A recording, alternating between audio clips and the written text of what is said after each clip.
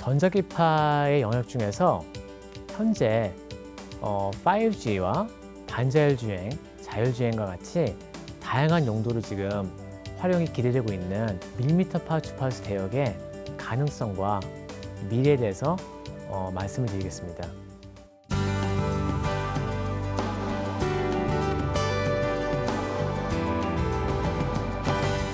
안녕하세요.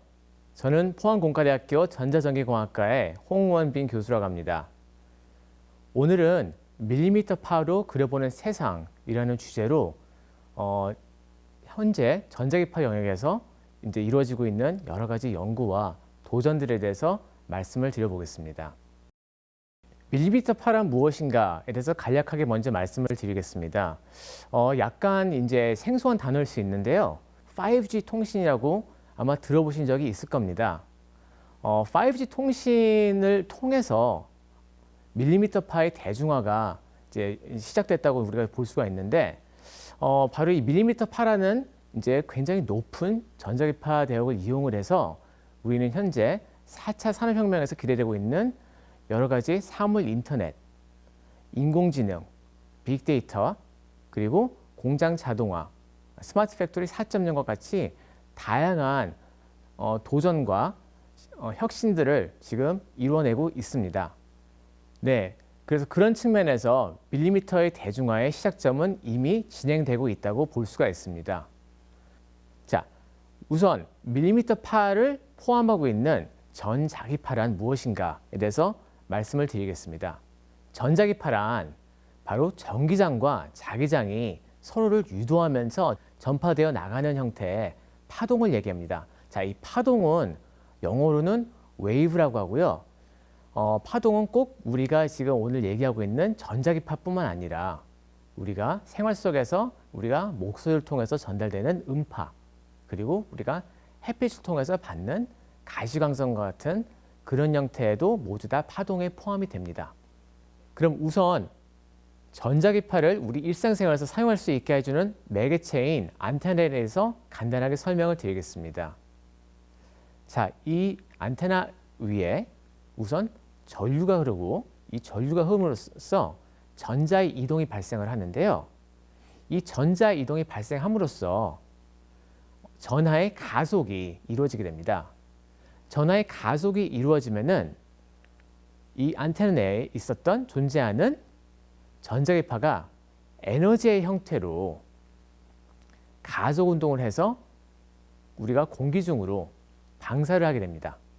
그래서 이 전하의 가속에 의한 안테나 내부에 있었던 에너지가 공기 중으로 방사가 돼서 그것을 다른 안테나가 수신을 해서 에너지의 교환이 이루어지는 원리가 되겠습니다. 그러면 이번에는 주파수에 대해서 간단하게 설명을 드리겠습니다. 자, 주파수란 전기장이 위치에 따라서 얼마만큼의 반복 운동을 하고 있는지를 나타내는 정도가 되겠는데요. 보시다시피 진자 운동에 따라서 사인이나 코사인 함수의 형태를 지니고 있습니다. 자, 이 사인과 코사인 함수라는 함은 일반적으로 우리가 두 가지의 지표로 나타낼 수가 있는데, 첫 번째는 위아래로의 움직임의 정도인 진폭이 되겠습니다. 그 다음은 동일한 크기로 반복이 되는 그 주기를 설명할 수 있는데, 우리는 그 주기의 정도를 파장으로 설명을 합니다. 네, 그러면은 이 주파수, 그 스펙트럼이라고 하는 어떤 주파수의 영역에 대해서 살펴보도록 하겠습니다. 통상 밀리미터파 대역이라고 하는 주파수는 앞서서 설명을 드렸던 파장을 밀리미터파의 단위로 설명을 할 수가 있다라는 뜻에서 그 명칭을 얻게 되었습니다. 지금까지 우리가 일상적으로 사용했던 와이파이 주파수나 LTE 주파수나 우리가 텔레비전을 송수신할 때 사용하는 주파수는 일반적으로 밀리미터파 주파수 대비해서 그 파장이 10배에서 수십 배 이상 더 크기 때문에 센티미터파 주파수 대역으로 표현이 가능합니다. 그런 뜻에서 본다면 바로 밀리미터파 주파수 대역은 지금까지 우리가 일반적으로 일상생활에서 대중적으로 사용했던 주파수 대역 대비해서 그 파장이 10분의 1 내지 수십 분의 1로 더 작아지고 주파수 대역은 수십 배 더 높아진다라고 이해를 하시면 되겠습니다. 네. 마이크로파나 밀리미터파가 인체에 영향을 줄 수도 있나요? 그래서 이제 인체에 대한 영향이라는 것 자체가 이제 굉장히 복합적이기 때문에 저희가 속단할 수는 없지만 밀리미터파는 마이크로파 대비해서 파장이 더 작기 때문에 그만큼 우리 인체를 투과하는 정도가 더 적습니다. 대부분의 에너지들이 우리 이제 어떤 이제 사람의 표피에 집중될 거다. 이제 그렇게 볼 수가 있고요. 그거에 대한 어떤 이제 그 이제 장단점은 역시나 보면 조금 더 그 여전히 많은 연구가 지금 이루어지고 있어서 이제 좀 속단하기 좀 어렵습니다. 결과론적으로 이 수십 년의 연구를 통해서 인류는 현재 마이크로파 대역이 예를 들어서 무선 통신이나 라디오 그리고 레이더 등과 같이 다양한 형태로 사용이 가능하다는 것을 이미 발견했었습니다. 예를 들어서 지금 우리가 사용하고 있는 4세대 LTE 통신이나 GPS나 와이파이 같은 그런 주파수 대역들은 이미 1920년대 때 이 주파수 대역이 이동 통신에 적합한 주파수 대역이라는 것을 이미 알게 됐습니다. 굉장히 오랜 기간 동안에 다양한 연구가 수반이 돼야 되는데 밀리미터 대역 같은 경우에는 상대적으로 이에 대한 연구가 많이 이루어지지 않았습니다. 네, 그런 의미에서 밀리미터 파로 대변되는 전자기파에 대한 연구는 현재 진행형입니다. 그러면은 이렇게 이해도가 상대적으로 떨어지고 여전히 공부하고 연구해야 될 게 많은 밀리미터 파를 도대체 왜 사용을 해야 되는가라고 의문을 가지실 수 있습니다. 그 이후에는 마이크로파 대역의 과밀화가 있는데요. 한 가지 예시를 보시면은 이제 아래 그림과 같은 이제 고층 빌딩이 상당히 많은 대도시를 생각해 보실 수 있습니다.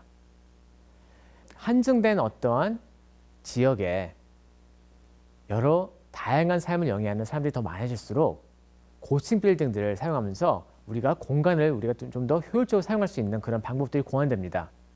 마찬가지로 위에 있는 그림을 살펴보시면은 이것은 바로 대한민국에서 지금 300MHz에서부터 3GHz라고 하는 비교적 적은 영역대에서 지금 사용되고 있는 주파수의 현황입니다. 많은 형태로 지금 이미 우리는 이 주파수 대역을 분할해서 사용을 하고 있습니다.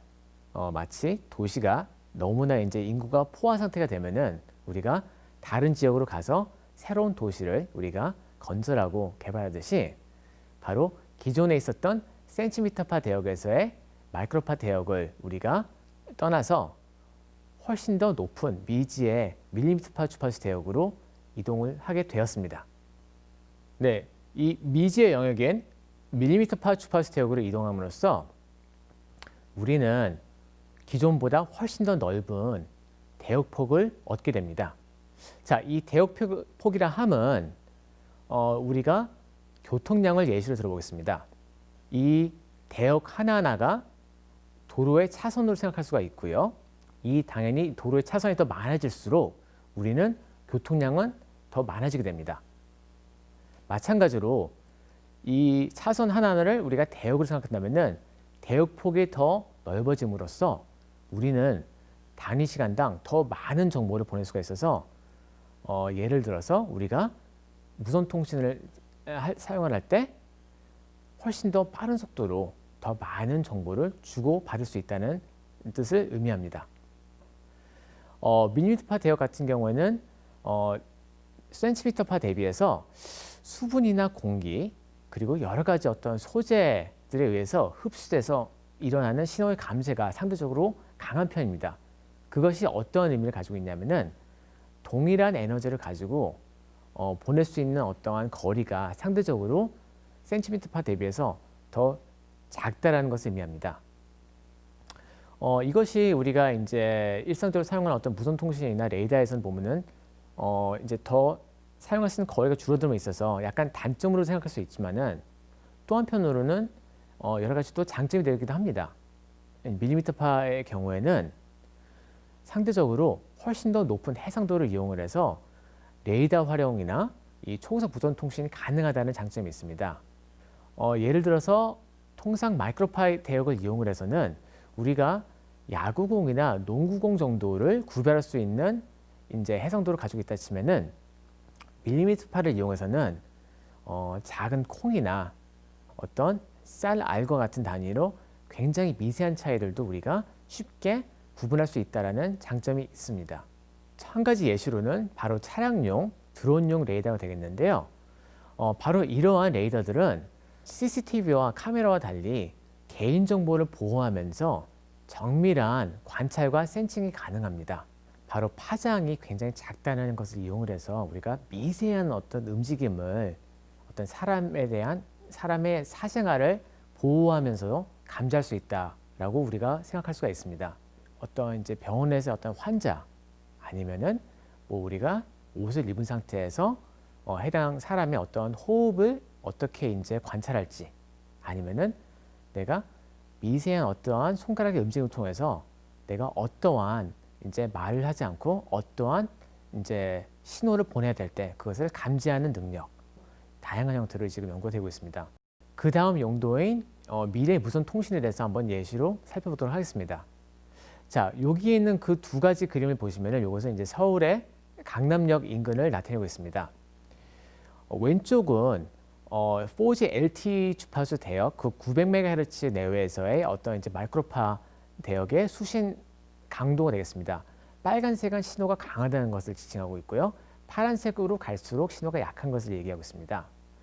오른쪽은 28기가로 대변되는 밀리미터파 대역에서의 5G 주파수 대역이 되겠는데 동일한 조건을 가정해서 이제 보시면은 상대적으로 밀리미터 주파수 대역이 역시 우리가 예상한 대로 신호가 상대적으로 약하다는 것을 볼 수 있습니다.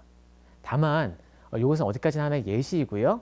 이제 동일한 조건으로 우리가 이제 무선 통신 설계를 하지 않기 때문에 이제 오해가 없으시기 바랍니다. 네. 네, 강남역 같은 고층 빌딩 밀집 지역에서는 5G 활용도가 현저히 떨어진다고 들었는데 맞을까요? 그렇다면 밀리미터파를 활용한 5G의 활용도가 높아지려면 어떤 기술이 필요한가요? 바로 그 에너지, 밀리미터파 대역에서의 에너지의 송수신되는 방향을 우리가 굉장히 빠른 속도로 이렇게 이제 제어하는 빔포밍 기술이라는 이제 기술이 있습니다. 사람이 느끼기에는 거의 이제 밀리미터파 대역을 수신을 하지 못하는 영역이 없게끔 이제 그렇게 체감할 수 있게 하는 이제 기술이라고 보시면 되겠습니다. 밀리미터파 주파수 대역은 광대한 대역폭을 지니고 있지만 주파수가 높기 때문에 여러 가지 다양한 소재를 투과하지 못하고 흡수가 되는 그러한 또 단점과 약점을 또 지니고 있는 것도 사실입니다. 그렇기 때문에 우리가 이러한 광대형 주파수 대역을 통해서 굉장히 빠른 속도, 응답성이 짧은 통신을 이루어지기 위해서는 정교하고 지능적인 전자기파 제어 기술과 아이디어가 필수적으로 요구가 됩니다. 밀리미터파 통신기기의 진화에 맞추어서 밀리미터파를 정교하게 제어하고 활용하는 밀리미터파 안테나도 같이 진화를 하고 있습니다. 바로 나노 전극을 이용을 해서 투명하게 이 밀리미터파 안테나를 우리의 노트북이나 스마트폰이나 이런 PC의 모니터이나 텔레비전의 화면에 바로 이러한 밀리미터파 안테나를 그대로 내장을 하고 부착을 할 수 있는 이러한 하나의 연구들이 활발하게 진행이 되고 있습니다. 현재 사용이 되고 있는 밀리미터파 5G 스마트폰이 되겠는데요. 자, 이 스마트폰 안에서도 우리가 사람이 어떻게 이것을 손에 잡고 있든 이것을 어떠한 형태로 우리가 어떻게 이동을 하는 상황에서도 기지국으로부터 신호를 항상 강하게 받을 수 있는 이런 다양한 형태로 진화를 하고 있습니다. 네. 주파수는 비가 오거나 사물의 영향을 많이 받는다고 알고 있는데 그것을 보완할 기술이 개발 중에 있나요? 그러니까 강우량이 많거나 눈이 오거나 그럴 때 분명히 이제 그 공기 중에서 수분에 의해서 흡수되는 이제 에너지의 감지가 더 커지고요. 그런 것들 통상적으로 지금은 자연의 원리를 우리가 이제 바꿀 수는 없기 때문에 그 현황에 따라서 에너지를 조금 더 집중적으로 밀리미터파 주파수 대역에서 더 많이 우리가 이제 송신한다거나 아니면은 강우량에 따라서 우리가 송수신하는 어떤 이제 그 기기들을 배치를 변경한다거나 하는 이제 그런 형태로 지금 우리가 그것을 극복하고 있습니다. 예를 들어서 이런 촬영용으로 환경 적응형 전파를 굴절시키거나 투과시키거나 반사시키는 하나의 예시가 있겠습니다. 또한 다른 형태로 본다면은 일상적으로 알고 있는 반사와 굴절의 원리를 인공지능을 이용해서 자연에서 일반적으로 발생하기 어려운 반사와 굴절의 각도로 우리가 그것을 조정함으로써 다양한 방향으로 밀리미터파를 송수신할 수 있게 해서 결과론적으로 본다면은 밀리미터파가 미치지 않는 소위 말하는 음영 지역을 제거하는 실시간 빔 제어 기술로도 진화가 되고 있습니다. 네, 이러한 밀리미터 기반의 정교한 전송 및 제어 기술은 비단 무선 통신과 센싱으로 대변되는 레이더 기술에만 국한되지는 않습니다. 정교한 밀리미터파 기지국을 이용을 해서 우리가 이러한 스마트 빌딩, 스마트 팩토리, 스마트 디바이스 그리고 여러한 다양한 형태의 이동하는 어떤 물체들에 아주 정확하게 실시간으로 에너지를 보낼 수가 있다면은 앞으로는 훨씬 더 큰 역할을 할 것으로 기대하고 있고요.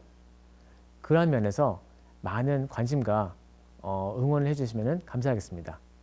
네, 그럼 오늘 강의를 이만 마치겠습니다. 감사합니다.